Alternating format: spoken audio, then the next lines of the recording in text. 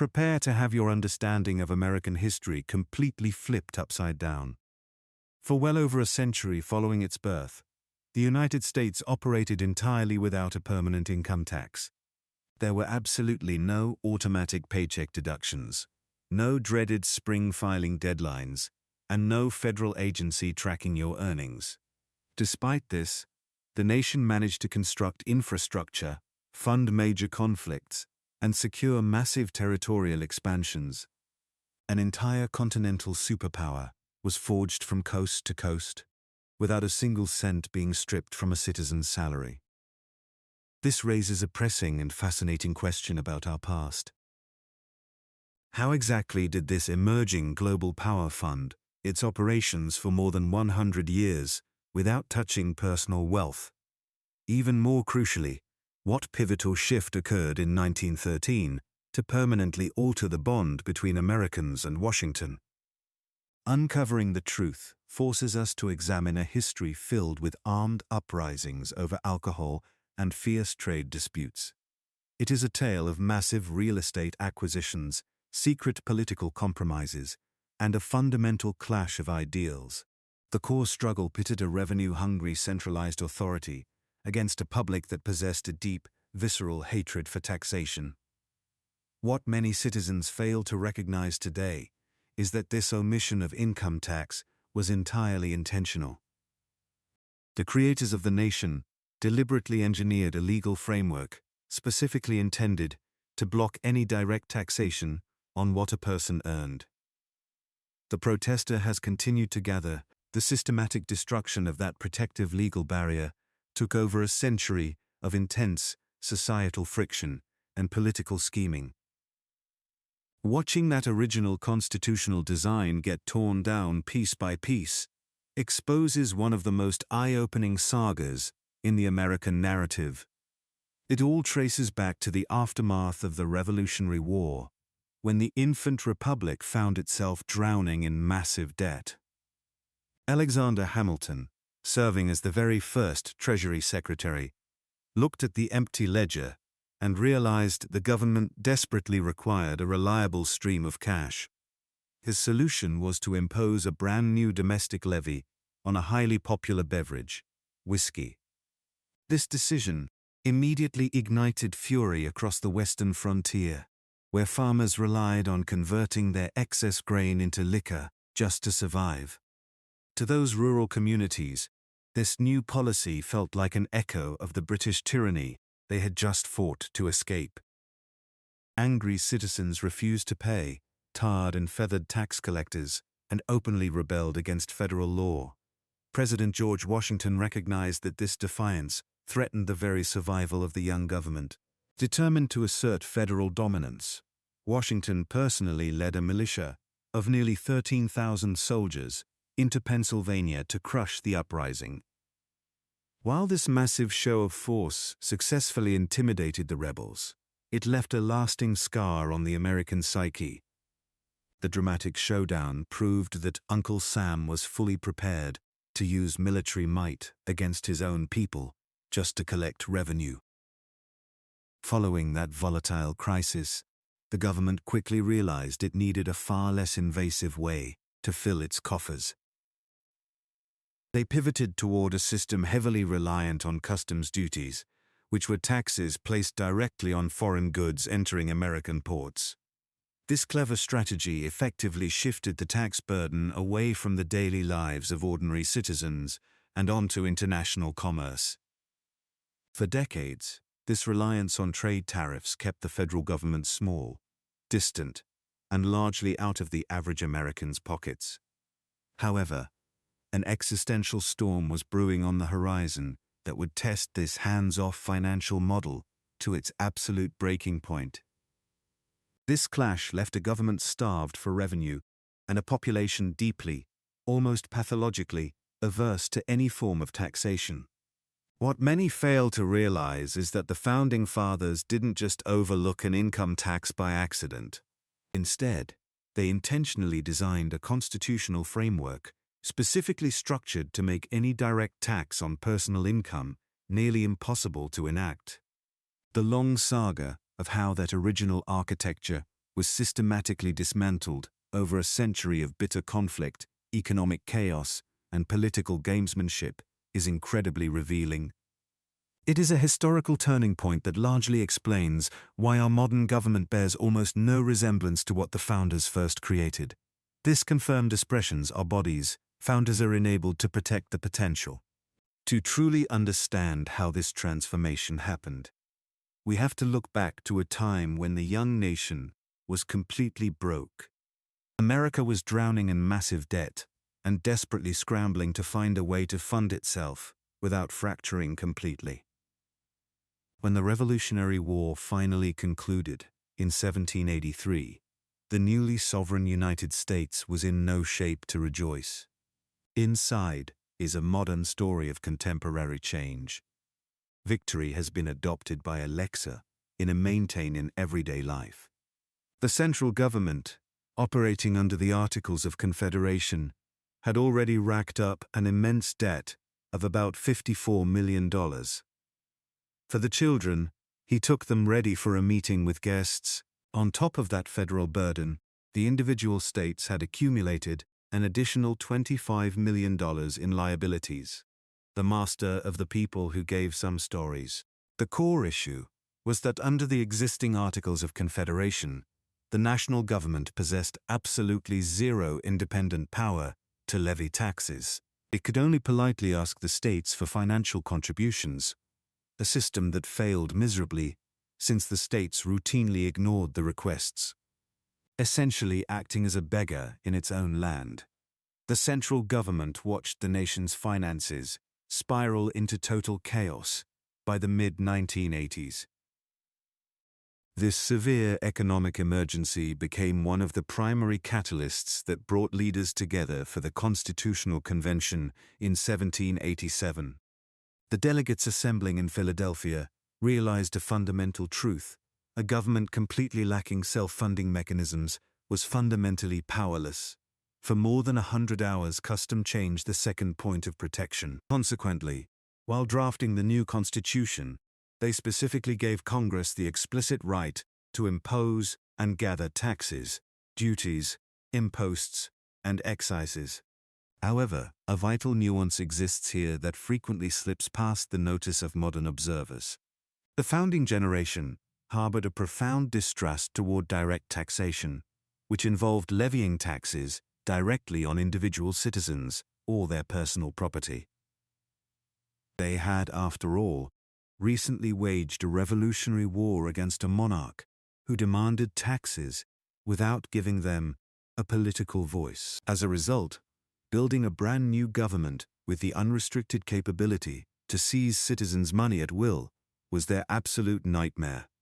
To prevent this, they deliberately integrated a defensive mechanism directly into the foundational framework of the nation. Specifically, Article 1, Section 9 explicitly decreed that capitations or other direct taxes were forbidden unless distributed among states based on population. While this rule might strike some as an insignificant bureaucratic detail, it served as a virtually insurmountable barrier to federal overreach. The daily office's constituent Elisa and Frank Fancy. This system of apportionment mandated a very specific and rigid method for generating revenue across the country. Supposing the federal authorities wished to collect a sum of $10 million through a direct tax, uniform individual rates were forbidden. The folding problem disturbing boats in medicine.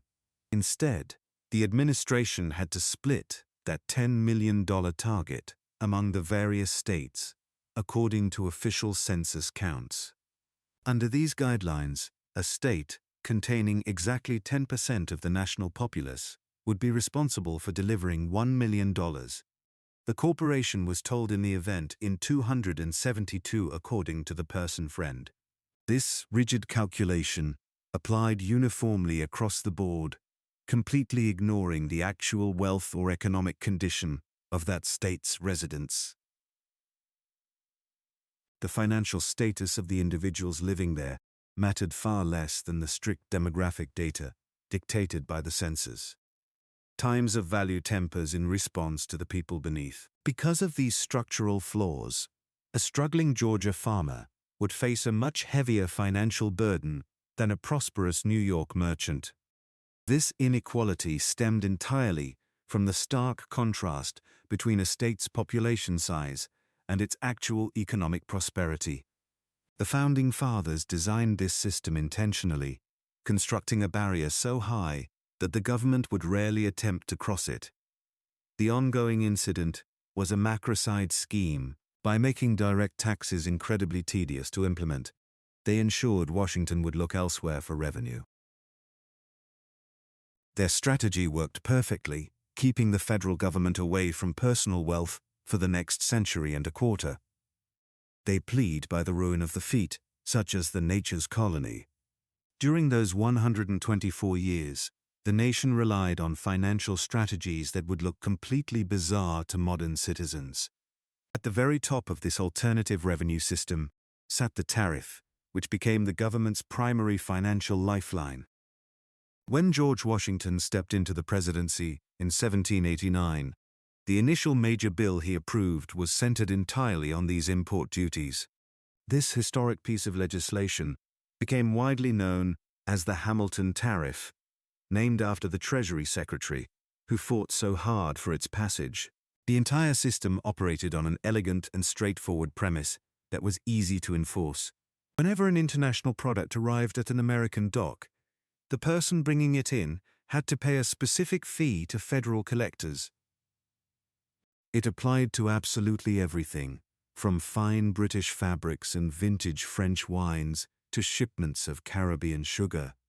Even crates of Chinese tea were subject to these federal levies the moment they reached the coast. The government managed to secure all these funds by setting up collection points at just a handful of major ports. These strategic harbors, scattered along the eastern seaboard, served as the primary gateways for all incoming international commerce. Ensuring compliance didn't require an overwhelming government apparatus or a massive network of public administrators. Instead, the entire operation relied solely on a few customs collectors stationed directly along the active docks. This simple arrangement proved remarkably effective at generating funds for a young nation still deeply rooted in agriculture. Since early America relied heavily on importing manufactured items from Europe, these port levies yielded massive financial returns. Details clarified for the Nikes of businesses. According to Dartmouth College economic historian Douglas Irwin, these trade taxes generated roughly 90% of federal income from 1790 to 1860. During particular years, that jaw-dropping contribution even managed to climb as high as 95% of the total budget. These import duties served as the vital economic engine keeping the machinery of the central government operational. This steady stream of capital funded the army, maintained the navy, and systematically paid down the national debt. Remarkably, the Treasury secured all these funds without ever knocking on a single citizen's door to demand their earnings. However, the Treasury Secretary envisioned this taxation as something far greater than just a method to accumulate public wealth. He was approaching the country's finances like a grandmaster playing chess, constantly calculating several moves ahead. In his famous 1791 report regarding domestic manufacturing, he argued that these tariffs could actually accomplish a dual objective. In order to save his time, he was trusted by addressing the long standard. While they would easily fill the government's bank accounts, they would also safeguard America's vulnerable, newly developing industries. For lanterns, they influenced the basis of nothing but sport. This barrier would prevent fledgling domestic workshops from being completely crushed by the highly advanced economies of Europe and Britain. By intentionally inflating the market price of incoming overseas merchandise, the government sought to balance the playing field. This clever strategy managed to keep the wheels of government turning and service the national debt smoothly. Remarkably, the Treasury accomplished all this without ever needing to directly demand a cut of any individual citizen's hard-earned paycheck. He killed still too far from grasshopper. By the turn of the century, these import duties had driven federal revenue up to an impressive $10.8 million. This was a massive leap forward from the modest $3.7 million collected back in 1792. The skies clothed calmly, but passed us from the non-fight fellows. In fact, tariffs alone were responsible for roughly 90% of all the money flowing into the government's coffers. Suddenly, America's financial reputation skyrocketed, earning the young republic the highest credit rating across the European continent. Its government bonds became highly coveted, even trading at a premium above their face value on the open market.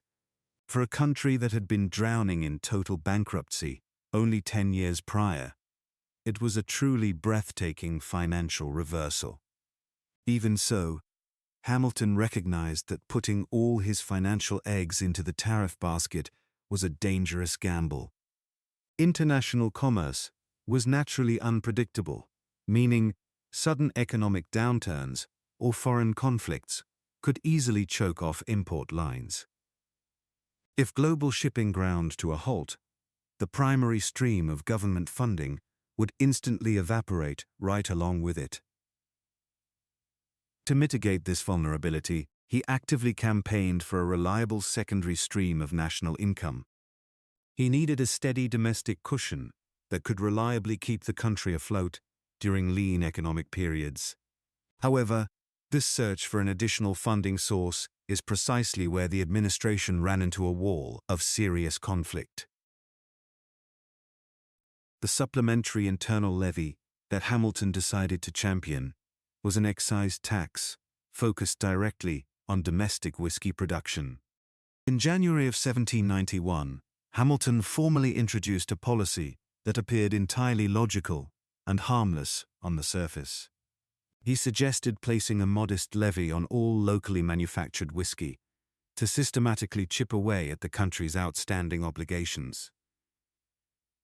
This collected revenue was specifically earmarked to cover the heavy state debts that the central government had just taken over. The proposal successfully cleared Congress, and President Washington officially approved the legislation with his signature. 2,000 turds gone by target. Yet, Hamilton completely misjudged how fiercely the public would push back against this new policy.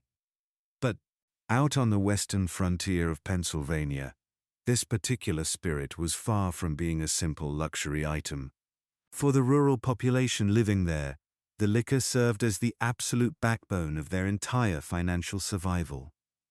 Agricultural workers living west of the Appalachian Mountains harvested massive surpluses of corn, rye, and various grains.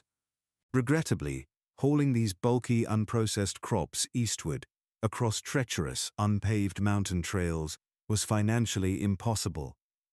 To solve this logistical nightmare, they processed their harvests into liquor, which was significantly lighter and much simpler to move. Throughout these isolated frontier settlements, the distilled spirit practically functioned as actual paper money. Local citizens routinely cleared their personal debts and bartered for essential hardware and provisions using jugs of liquor. Suddenly, a distant central government, operating comfortably out of Philadelphia, was demanding a cut of every single gallon they brewed. The local population reacted with instant, ferocious anger toward the new federal mandates. Any government agents bold enough to enter western Pennsylvania faced severe intimidation, physical assaults, and brutal retaliation. A revenue collector named Robert Johnson suffered a horrific fate when an angry mob stripped him naked, covered him in tar, and abandoned him bound to a woodland tree. Other federal agents watched helplessly as their private residences were ruthlessly targeted and reduced to ashes by local arsonists. Anyone choosing to cooperate with the government authorities received ominous, unsigned warnings from a shadowy figure, calling himself Tom the Tinker. The ultimatum delivered to these sympathizers was unmistakable: comply with the liquor tax and watch your barns burn to the ground.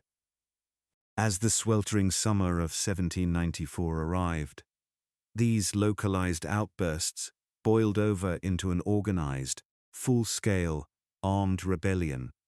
A massive crowd of nearly 400 armed frontiersmen descended upon the residence of John Neville, the regional tax inspector. Gunfire erupted violently from both sides during the chaotic siege, ultimately leaving one local militiaman dead on the property. News of the bloodshed traveled fast, and within just a few weeks, a formidable force of 7,000 frontier insurgents assembled right outside of Pittsburgh. This growing rebel army threatened to capture the nearby federal storehouse of weapons, while whispers spread about breaking away from the United States completely. Alarming reports soon reached the capital in Philadelphia that insurgent leaders were actively bargaining with Great Britain and Spain for official diplomatic recognition. The key conflict continued to do a lot of unpredictable power. President George Washington viewed this chaotic defiance not just as a minor protest, but as a fatal danger to the survival of the young nation. He firmly argued that if a violent minority could force its will onto the majority, the entire experiment of Republican governance would be finished. Taking decisive action, the president federalized a massive army of nearly 13,000 militia members drawn from 4 neighboring states. They decided to pay a vital intention of affection and appeal in national parties. Washington himself mounted his horse and led the massive military column westward, securing his place as the only sitting president to command troops directly in the field. By the time this overwhelming federal force marched into the Pittsburgh region, the terrified rebel resistance dissolved completely without a single major battle. In the wake of the uprising's sudden collapse, federal authorities rounded up approximately 150 citizens. Out of all those captured, only a pair of participants were ultimately found guilty of high treason. Seeking reconciliation rather than vengeance, Washington stepped in and granted full presidential pardons to both convicted men. With this final act of executive clemency, the dramatic episode of the Whiskey Rebellion officially came to an end. However, the deep-seated political shockwaves triggered by this confrontation would continue to disrupt American politics for many years. Thomas Jefferson had previously warned the president that internal excise taxes would inevitably spark exactly this kind of intense defiance. Harnessing the widespread public anger over these aggressive tax policies, Jefferson successfully channeled that fury into a victorious presidential campaign. Shortly after taking the oath of office in 1801, he swiftly abolished every single internal tax, starting with the whiskey levy. Under this new leadership, the federal government transformed its fiscal strategy to depend exclusively on revenue generated from foreign import tariffs. The Foreign Charter Historic Conflicts of New York Times. This strict reliance on custom duties persisted without disruption until the immense financial burdens of the War of 1812 intervened. Desperate for funds during the conflict, Congress reluctantly brought back domestic excise taxes to keep the nation afloat. True to the prevailing anti-tax sentiment, these temporary domestic levies were promptly repealed as soon as the war concluded. Consequently, a recurring fiscal strategy took root, shaping the direction of American economic policy for the next half-century. During peaceful eras, custom duties fully funded the state, but wartime required temporary internal levies that disappeared when the crisis passed. The underlying philosophy was clear. Citizens tolerated hidden border taxes on imports, but violently rejected a direct federal hand inside their homes. This system proved highly effective primarily because the federal apparatus of the early 19th century was incredibly minuscule compared to today. Concentrate facilities, protected by menon. Back then, citizens didn't rely on Social Security, Medicare, Medicaid, or any federal welfare and agricultural assistance programs. Agencies like the Department of Education, the Department of Energy, and the EPA simply did not exist yet. In fact, the entire civilian workforce employed by the federal government in 1800 consisted of only a few thousand individuals. Defense spending for that entire year hovered around $2.5 million, representing under 0.5% of the nation's GDP. Even by 1860, right before the outbreak of the Civil War, the total federal budget was only about $78 million. At that same moment, the entire accumulated national debt amounted to a modest $65 million. Today's politicians would completely exhaust those entire sums of money within just a few hours of operation. If you already know how to take advantage, please leave your coloring number on attempting to imply a hishing, title A, and a Scorpio. However, relying solely on import tariffs does not tell the complete story of how the Treasury stayed funded. The federal government possessed a hidden advantage, a unique asset that no European nation could possibly match. They owned an almost incomprehensible amount of undeveloped territory just waiting to be utilized. The moment the original 13 colonies secured their independence, massive expanses of wilderness west of the Appalachian Mountains became federal property. This government-controlled acreage grew exponentially over the decades through a series of strategic land purchases. Diplomatic treaties with foreign powers further expanded the young nation's borders across the continent. Finally, military conquests solidified American control over these vast new territories, creating a massive real estate portfolio. To put things in perspective, the young nation faced an accumulated national debt of $65 million, alongside roughly $78 million in total financial obligations. While modern administrations would exhaust such sums in mere hours, the early American government possessed a unique advantage that European empires could never replicate. Beyond standard tariffs, Washington held a massive ace up its sleeve, an almost unimaginable abundance of real estate. As the nation pushed westward through acquisitions like Louisiana and Florida, alongside the Oregon Territory and the Mexican Cession, hundreds of millions of acres became public property. This colossal landmass represented a financial asset of staggering value, making public land sales a cornerstone of federal revenue. To manage this windfall, the Land Ordinance of 1785 was enacted to create a highly structured framework for surveying and retailing these territories. In the beginning, the rules dictated that citizens had to buy at least 640 acres, priced at $1 for every acre. However, the government gradually adjusted the regulations to make ownership far more attainable for the average pioneer. The Harrison Land Act of 1800 lowered the barrier by cutting the minimum requirement to 320 acres and introducing an installment payment plan. 2 decades later, the Land Act of 1820 slashed the minimum purchase down to just 80 acres, adjusting the price to $1.25 per acre. The financial returns from these property transactions were substantial, typically matching about 14% of the money brought in by customs duties. During specific periods of intense expansion, these figures experienced astronomical growth that completely reshaped the federal budget. This was especially true during the chaotic land rushes of the 1080s, when the forced displacement of Native American tribes opened up immense tracts of southern and western territory.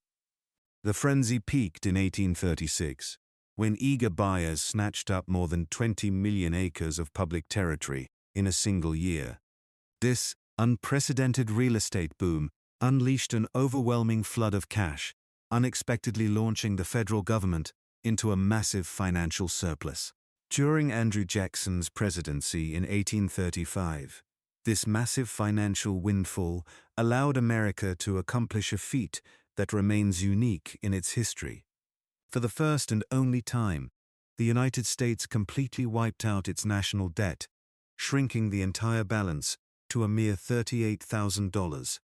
This seemingly impossible fiscal miracle was directly fueled by real estate profits.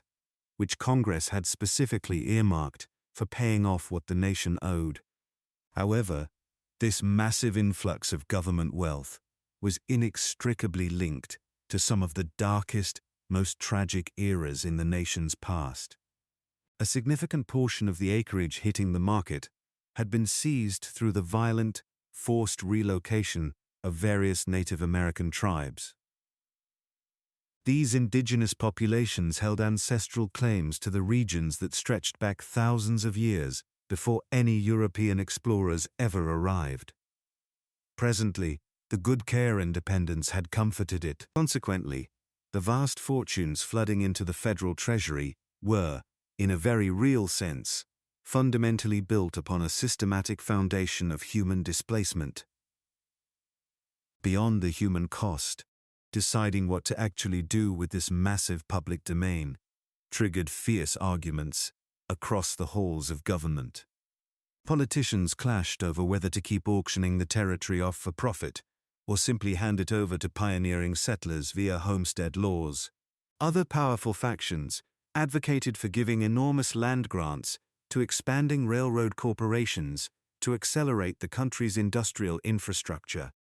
These policy disagreements quickly escalated into some of the most bitter and explosive political standoffs witnessed throughout the entire 19th century. Crucially, these bitter territorial disputes became deeply entangled with the volatile debate surrounding the expansion of slavery into new regions. This toxic combination of regional tension and ideological division steadily drove the fracturing country closer toward an inevitable internal collapse. By the time Confederate forces opened fire on Fort Sumter in April of 1861, the fragile peace could no longer be sustained. The predictable, cozy economic era, dominated by simple import tariffs and lucrative land sales, was about to be permanently shattered by total war. The upcoming conflict would require an unprecedented financial sacrifice from the Union, demanding sums that made previous government spending look minuscule. Prior to the outbreak of hostilities, the entire federal apparatus operated on a modest budget of about $172,000 each day. However, a mere 3 months into the conflict around the Battle of Bull Run, the military alone was draining a massive $1 million daily. As the bloody conflict dragged on toward its eventual conclusion, the Treasury's monthly expenditures skyrocketed to a staggering $80 million. Making matters worse, the reliable flow of tariff income dried up drastically as global commerce suffered from intense naval disruptions. With southern ports choked off by blockades, maritime trade slowed to a crawl, starving the government of its primary source of funding. Facing a desperate financial crisis, authorities urgently needed to secure a massive influx of capital to sustain their military campaigns. To survive, lawmakers took an unprecedented step that had never been attempted before in the nation's history. They decided to levy a direct financial burden straight onto the personal earnings of ordinary American citizens. On August 5, 1861, President Abraham Lincoln approved the groundbreaking Revenue Act, establishing a fixed 3% levy on earnings exceeding $800. Because this baseline was relatively high for the era, the new policy affected only a small sliver, roughly 3%, of the population. Unfortunately, this initial legislation was put together too quickly and suffered from a complete lack of proper regulatory oversight. Due to these structural flaws and missing enforcement tools, the initial collection efforts yielded virtually no financial return for the Treasury. The predictions and expenses tested for likely SLEs of their private. Recognizing these glaring shortcomings, the legislature quickly drafted a far more robust and detailed framework the very next year. This culminated in the landmark Revenue Act of 1862, which received President Lincoln's definitive signature on July 1. This groundbreaking piece of legislation completely transformed the economic landscape by introducing the nation's very first graduated income tax. Citizens earning between $600 and $10,000 were subject to a 3% rate, while anyone making more faced a 5% levy. As the war escalated, the subsequent Revenue Act of 1864 pushed the highest tax bracket even further, capping it at 10%. Yet, targeting personal earnings was merely a single component of a massive, unprecedented overhaul of the country's fiscal policy. Under the updated 1862 regulations, the government slapped heavy excise duties on practically every single consumer good in circulation. Internal duties immediately targeted everyday items like alcohol, tobacco products, playing cards, and even gunpowder or feathers. Modern communications and heavy industries weren't spared either, with telegrams, iron production, and leather goods facing stiff levies. High-end luxuries such as personal yachts, pianos, elegant carriages, billiard tables, and fine jewelry carried heavy financial penalties. The tax net quickly expanded to include patent medicines, printed newspaper ads, manufactured merchandise, and corporate earnings. Even professional licenses, processed meats, and the wealth passed down to heirs were subject to these aggressive federal collections. Reflecting on this chaotic period, the 1865 Revenue Commission Chairman, David Wells, later illustrated the government's strategy with a grimly humorous analogy. He noted that lawmakers operated under an old piece of advice, often shared with a certain Irishman visiting a crowded fair. The past quarters were completely available in its blackberries. Whenever you catch sight of a head out in the open, hit it immediately. Wells observed that Congress shared this exact reflex, essentially deciding, whenever you discover an item, a trade, or an income source, tax it. To oversee this massive operation, the 1862 law established a brand new Treasury agency called the Office of the Commissioner of Internal Revenue. The conflict addressed this year's metric, which puts him to a most participated politics. This newly established commissioner kicked off operations with a remarkably small team of only 3 clerks. However, this tiny setup exploded within just a few months to encompass nearly 4,000 personnel. This massive workforce featured collectors and assessors stationed nationwide, with many receiving a cut of the revenues they secured. Ultimately, this rapidly expanding bureau marked the true beginning of what we now recognize as the Internal Revenue Service. Initially, the newly implemented income tax generated a fairly humble amount, pulling in merely $2.7 million during its opening fiscal year. The intake experienced a swift surge soon after, skyrocketing past $20 million by the next year as the conflict persisted.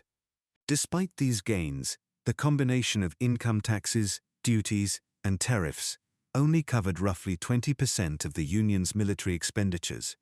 To handle the remaining 80% of the war costs, the government turned heavily to borrowing.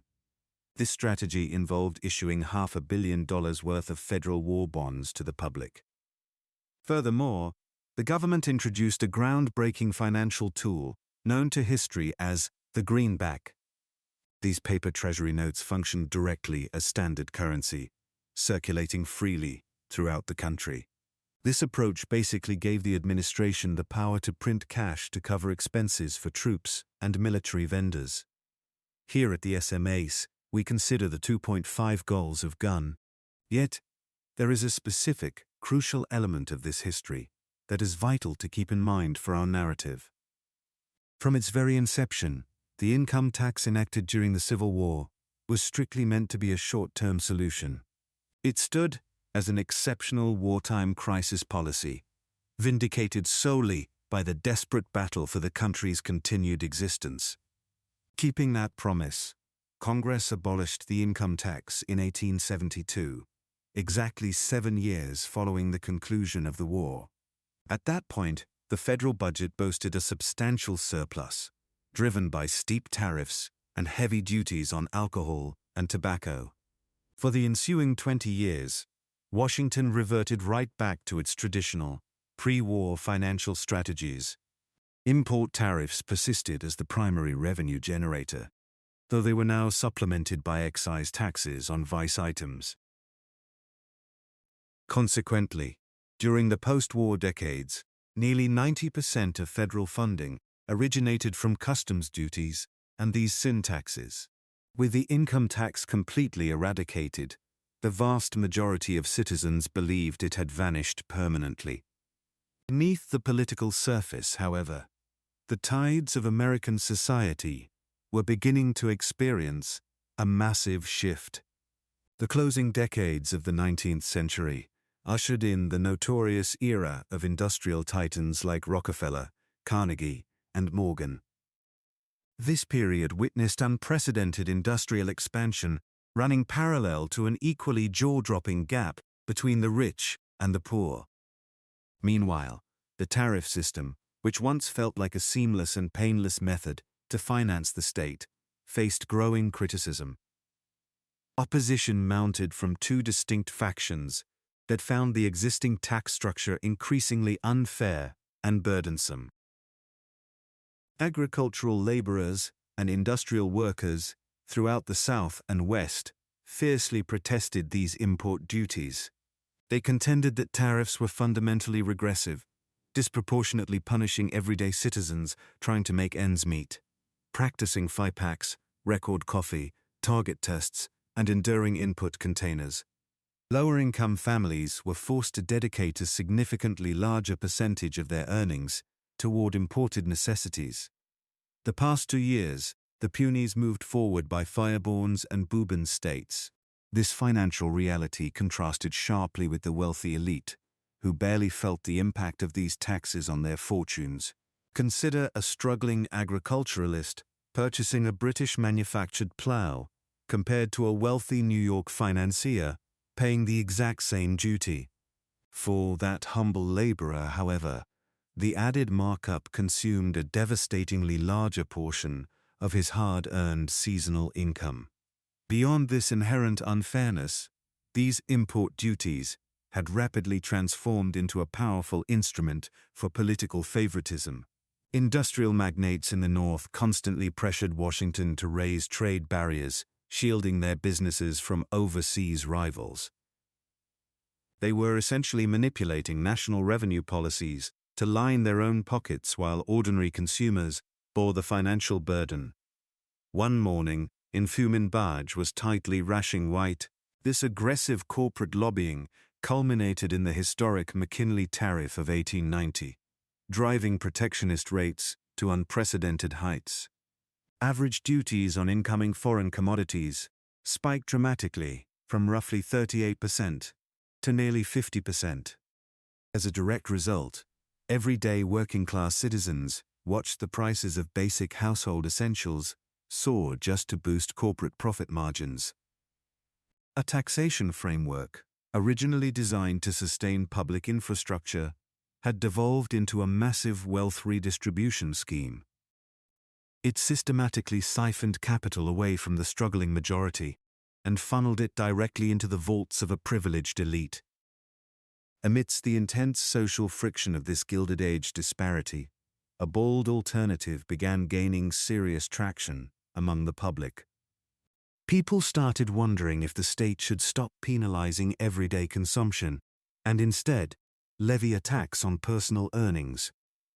The core of this emerging proposal focused specifically on targeting the massive revenues generated by the nation's wealthiest citizens. This strategy was far from an untested, fringe theory cooked up by radical elements in the political wilderness.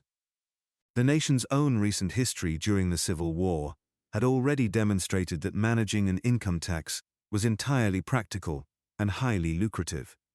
However, transforming this wartime measure into a lasting national policy meant confronting a massive constitutional obstacle created by the Founding Fathers. This legal barrier mandated that any direct taxes had to be divided among the states strictly based on their individual population counts.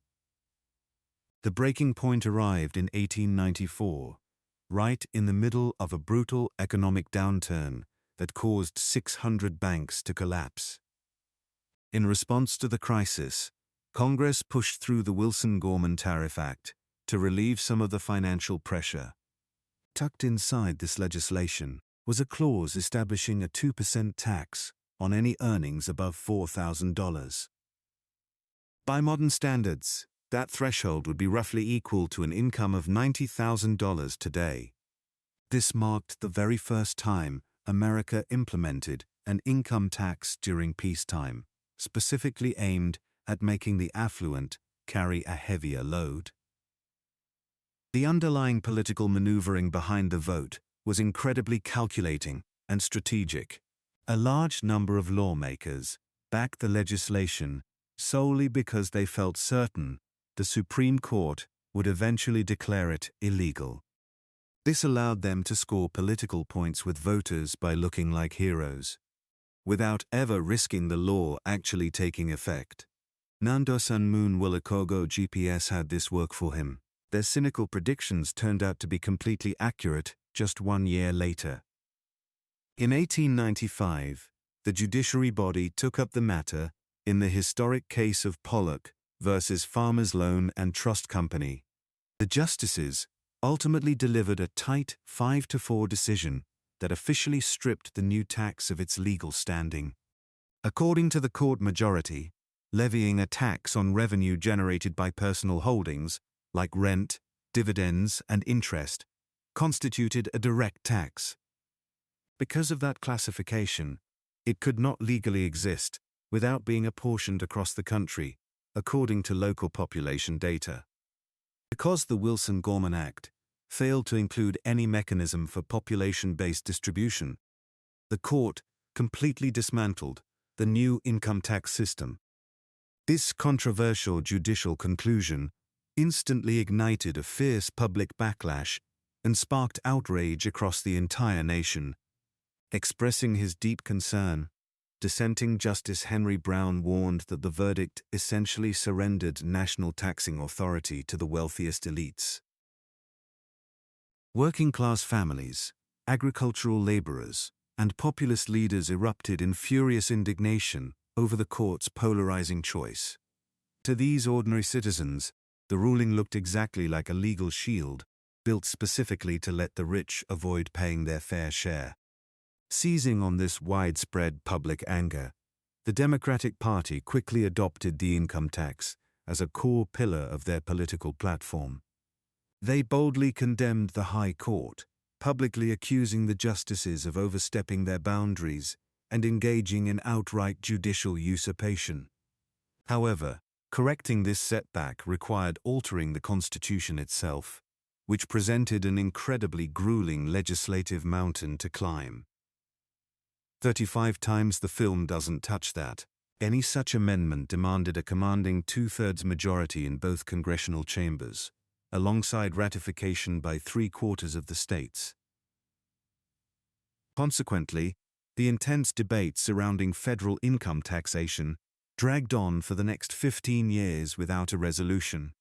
The issue remained hot, thanks to the rapidly expanding progressive movement, which passionately advocated for sweeping systemic reforms. These reformers fiercely argued that giant corporate monopolies had completely captured America's political and economic infrastructure. An unexpected breakthrough finally materialized from a political figure who was anything but a radical populist firebrand. President William Howard Taft, a traditional and cautious conservative Republican, stepped forward to break the long-standing deadlock. But the porter was caught by Ston, and the fishers came out inside a group of drugs. In 1909, Taft surprised the country by formally proposing the introduction of the 16th Amendment. This measure aimed to grant Congress direct authority to tax all forms of earnings without distributing the burden based on state populations. We have applied this catering point to build a number of cellars. It effectively eliminated the need to follow census counts, bypassing the rigid restrictions that had historically blocked federal collection. Canonium. In 2014, the fighting system was key to densify. This precise legal adjustment directly neutralized the Supreme Court's notorious Pollock ruling, clearing a major hurdle that stood for generations. For the first time in over a century, the primary constitutional barrier preventing a lasting national income tax was dismantled. However, securing final approval proved to be a grueling ordeal that dragged on for nearly 4 years. Powerful industrial tycoons and their wealthy partners quickly mobilized to launch a ferocious campaign against the proposal. These critics warned that a federal income tax would grant Washington overwhelming authority and lead to dangerous centralization. They fiercely claimed that such a system would penalize financial success while crushing the spirit of American business enterprise. People left on words can do nothing to make sure business is done. In the halls of Congress, conservative lawmakers, with corporate backing, aggressively resisted the measure at every single step. Despite their intense lobbying efforts, the shifting political climate proved far too strong for the opposition to overcome. Finally, the roof began to cross the office. The reform-minded progressive wave was surging at its absolute peak, reshaping the entire country's landscape. This momentum culminated in the 1912 presidential election, when the Democratic candidate Woodrow Wilson secured the White House. A place of fashion, a startling phenomenon. Public sentiment was fiercely aligned against big money, with regular citizens demanding that the wealthy finally be heavily taxed. The historic breakthrough occurred on February 3, 1913, when the necessary 36 states officially approved the measure. With the 16th Amendment fully ratified, America established a permanent constitutional foundation for nationwide income taxes, prompting Congress to act immediately. Before the ink could even dry, lawmakers rushed to craft a brand new tax policy tailored to this legal shift. Before the year concluded, the Revenue Act of 1913 officially became law, introducing a baseline 1% levy on individuals making over $3,000. To target the wealthiest citizens, a progressive surtax was implemented, topping out at 7% for anyone pulling in more than $500,000. Compared to modern taxation, these initial rates were incredibly gentle on the American public's pockets. The maiden year of this program generated $71 million, which was merely a drop in the bucket next to customs duties. Furthermore, a mere 3% of households across the country actually brought in enough revenue to qualify for the tax. Even so, the foundational framework was officially established and ready to operate. The government simply revived the Bureau of Internal Revenue, capitalizing on the exact legal and administrative system born during the Civil War. This agency had managed to endure long after the 1872 tax repeal by strictly managing duties on liquor and cigarettes. Consequently, when 1913 brought a permanent tax system, Washington avoided the headache of constructing a fresh enforcement department. The entire operational network was already functional, silently waiting for its new assignment. The events that followed quickly validated the deepest anxieties of its critics, while fulfilling the grandest dreams of its advocates. Particitis tantus, correspond. In a remarkably short window, this tax structure completely overhauled America's financial and political framework into something unrecognizable. The ultimate test arrived when the chaos of World War I exploded across the globe in 1914. Arriving just 12 months after ratification, this global catastrophe created an urgent, unprecedented demand for national funding. In response to the mounting crisis, Washington aggressively escalated the financial burden on its citizens. The maximum tax rate, which sat at a mere 7% in 1913, surged to 15% by 1916. As the conflict intensified, that figure skyrocketed to an astonishing 67% the following year. By 1918, the government was demanding a staggering 77% from the highest earners. Simultaneously, the pool of citizens subject to this civic obligation expanded exponentially. Although peace brought a reduction in these emergency rates, they never dropped back to their baseline origins. The new financial system had firmly established its roots, ensuring it would only expand over time. The arrival of World War II finalized this sweeping systemic evolution. No longer restricted to the wealthy elite, the tax now encompassed the vast majority of working-class citizens. A pivotal shift occurred in 1943, when the state mandated direct payroll deductions. Employers were now forced to seize the government's share before workers ever touched their earnings. This clever mechanism rendered the financial extraction nearly unnoticeable to the average citizen. Instead of facing a massive, painful annual bill, laborers just received slightly diminished weekly paychecks. By masking the sting of collection within the payroll system, the state achieved a brilliant administrative victory. This development fundamentally and permanently reshaped the dynamic between the American public and their government. Let us pause for a moment and reflect on what truly vanished when America abandoned import duties in favor of the income tax. The pre-1913 financial structure was far more than just an alternative method for filling the treasury. It represented a completely contrasting ideology of governance. During the era dominated by tariffs, the federal apparatus remained intentionally restricted in size and scope. Customs duties could only secure a restricted amount of capital, largely due to an economic paradox known today as the Laffer curve. If lawmakers pushed import tax rates excessively high, international trade would stall, thereby shrinking the overall tax base and inadvertently diminishing revenue. Consequently, this dynamic established a built-in financial ceiling, preventing the state from accumulating excessive wealth and keeping operations lean. National expenditures in those days seldom went beyond 3% of the country's total gross domestic product. The authorities restricted their focus strictly to core duties, which modern citizens would view as nothing more than the absolute essentials. These fundamental obligations included maintaining national defense, managing foreign relations, and operating the postal infrastructure. Beyond that, the state merely oversaw customs collection, maintained the judiciary, and administered public properties. However, the introduction of the income tax completely shattered that long-standing financial barrier. The moment authorities gained the power to levy taxes directly on personal earnings, the conceptual boundary on potential revenue vanished entirely. The potential boundary of the consequences of the Roman nation, with this access to endless financial resources, came an unprecedented explosion of political goals and national programs. As a direct result of this newfound wealth, the Social Security program was launched in 1935.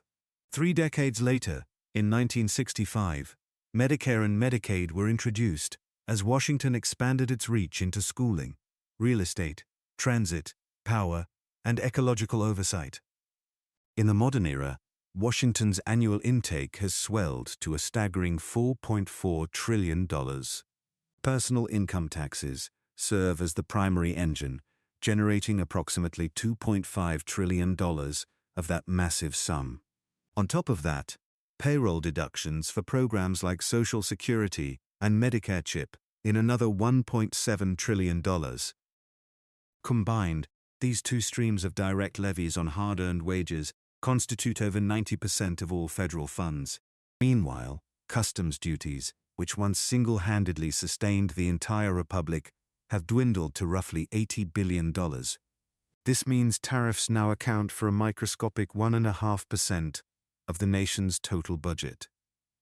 The sheer historical irony of this modern fiscal landscape is nothing short of poetic. America's architects deliberately crafted a framework meant to restrict state power and keep citizens' pockets untouched. For more than a century, that protective design held remarkably firm against radical transformation. It successfully anchored a legendary epoch, defined by sweeping geographic expansion and unprecedented industrial growth. Yet, this robust system was ultimately dismantled by the exact internal forces it worked so hard to foster. The Industrial Revolution, nurtured through early protective tariffs, eventually transformed the nation beyond anything the founders envisioned. What began as a modest republic, funded by trade goods, became a massive administrative state, powered by citizens' labor. Understanding this dramatic journey reveals how deeply our modern daily lives are tied to the evolving rules of taxation. If you found this historical transformation fascinating, hit subscribe and drop a comment with your thoughts down below. Today, more than 10 miles per hour